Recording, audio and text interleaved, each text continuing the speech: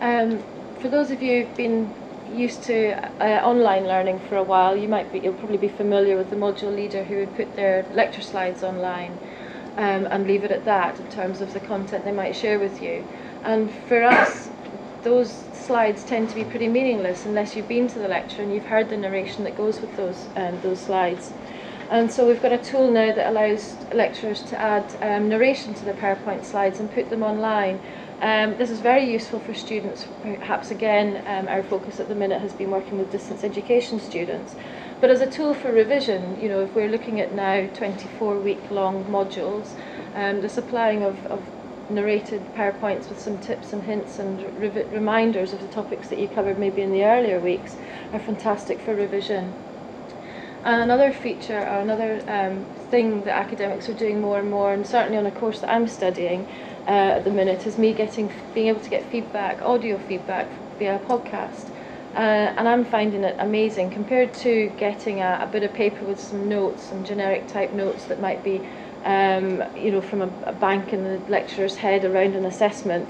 I'm getting feedback that feels personalised. It's about me. It's talking about my strengths and weaknesses, not so many of those, and making suggestions as to the directions that I could be focusing on, the areas I could be focusing on to do better. Really fantastic. It just feels so much more, as I say, personal than getting a piece of paper. As Steve mentioned earlier, there's an e-assessment project that's underway at the minute. Do you want to talk more about that? But we're moving towards all assessment being online, so it's not just the submission of feedback, but the idea that you're getting, the submission of assessment, but the idea that you're getting feedback online as well.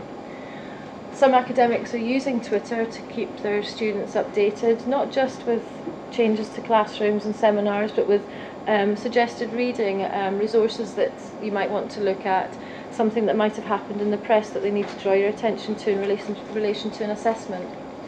And there are many Facebook groups already in the university. You've investigated this a little bit, haven't you? There's a main Facebook group for the university, and you probably can't read the text on there in the purple, but there were when I last looked, there were 13,000 people signed up for the Middlesex University Facebook site, and there's 500 plus unique page views every day. What it's quite good at is, I don't know if you were here, what's the most recent emergency we've had? There was a power cut in the town hall. I don't know if it affected you guys or not. Maybe the snow. Still on holiday. Yeah, maybe the snow happening. When was that? Burst water, maybe a couple of but anyway, an incident like that. It's difficult for you to know where they're coming to the university. Obviously, we can relay that information through the app, which we do. But just putting it onto Facebook can get potentially to quite a lot of people, just like that. It's much more efficient than traditional means of communication. There are Facebook groups. Is anyone in the room in a Facebook group at the university for their sport or their culture? Yeah. Is it cultural? Halls? No, the course. The course one, yeah. Okay, that's good. Yeah. I mean, I think there's ones for the halls, if you're in halls. There's ones for different sports, ones for different cultures. But one of the other questions we might come back to in discussion is, we noticed how many Facebooks there were on the information you provided about what you're already using. There sounds like there's a fairly strong Facebook culture amongst you.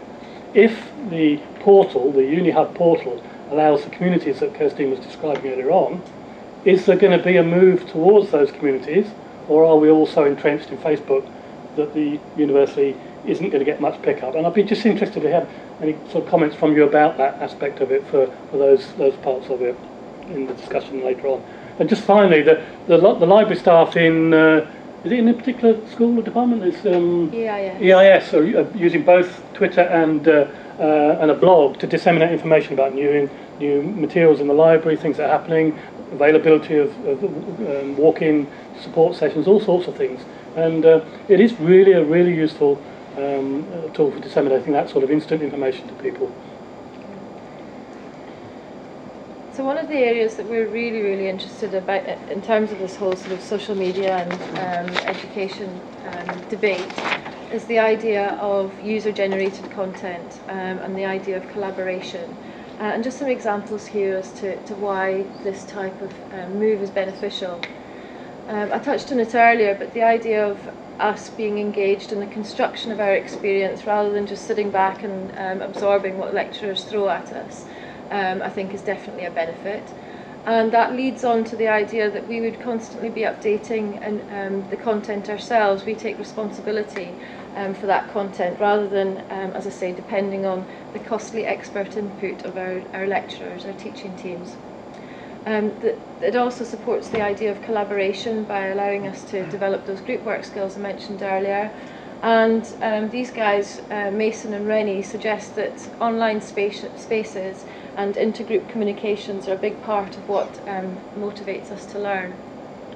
Can I just make another point about the collaboration? The example that was given of the wiki, and what the member of staff has done is used it over several different cohorts.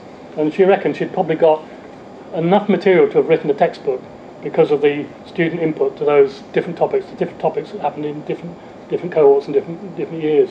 And it was a really good example of bringing together and, as I say, producing information that was of really value. The other thing to say is that two of the things that we haven't mentioned, although one of you mentioned it in your information at the beginning, are the collaborative tools that we've used.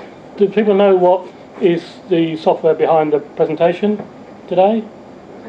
Prezi, yeah? I've just basically turned off from PowerPoint now that Prezi's available. And the two reasons: one, it's quite whizzy, but two is you can collaborate.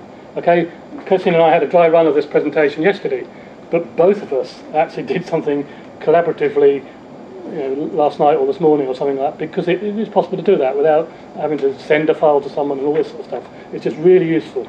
And the other thing we've done is compile our notes about where we're going and our resources and our links in a Google Doc. And the instigation of Google Docs has made a real difference to our ability to collaborate.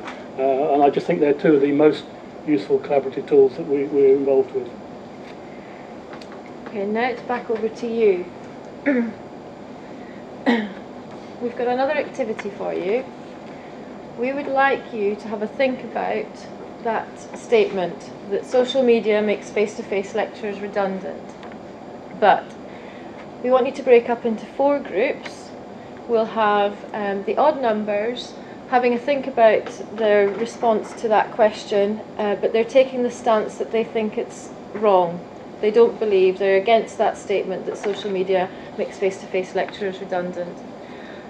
We'll provide some flip chart for you to make some notes, but then we want one volunteer from each group to give us an interview using a technology called iPadio. The even-numbered groups will argue in support of the statement, so they will agree that social media does make face-to-face lectures redundant. Do some work in your little groups using flip chart paper, and then one volunteer will make the 3 main points that you agree on and submit those to us in the same way we did the first activity, using a text message. So before we split you up, do people understand the task? So we're going to put you into 4 groups, probably send it to the 4 corners of the room, give you the paper, ask you to brainstorm the answers in that group, and then nominate the person to do it. People understand the task. That will remain on screen. I just want to make sure if there's any questions about what you're being asked to do. You've got to find 3 reasons that support your argument, whichever way it is, and then provide them to us in the way that we've identified.